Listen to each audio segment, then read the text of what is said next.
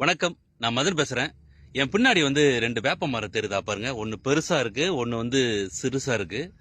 ஒரு 5 வருஷம் முன்னுக்கு ஏர்போர்ட் பாதையில ஒரு நல்லவர் என்ன பண்ணிருக்காரு, சாப்பிட்ட மிச்ச பலகாரத்தை ரோட்டுல வீசிட்டு போயிட்டாரு. ஏர்போர்ட் போற பாதையில பசிக்கு ஓடின தாய் பின்னாடியும் குட்டியும் ஓடிருச்சு. 2 பேரும் அடிச்சு இதெல்லாம் உடஞ்சிருச்சு.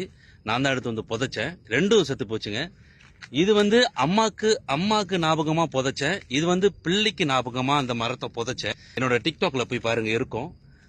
இந்த மரம் வளரவே இல்லைங்க. பாருங்க, இந்த மரம் கட்டையா தான் இருக்கு. இந்த மரம் அதோட குட்டிக்காக நட்ட மரம் வளர்ந்துருச்சு. ஒருவேளை இந்த அம்மா சொல்லிருச்சா தெரியல, இதோட ஆத்மா நான் வாழ்ந்து முடிச்சிட்டேன், நீ வளருடா, நீ வாழ்ந்து முடி, நீ வாழ ஆரம்பிடா அப்படி சொல்லி இந்த இந்த மரத்தை பாத்தீங்க எவ்வளவு பெரிய மரமா வளர்ந்துருக்கு. எனக்கு மேல இருக்கு. எனக்கே ஆச்சரியமா இருக்கு. இதை பார்க்கக்குள்ள ரொம்ப சந்தோஷமா இருக்கு.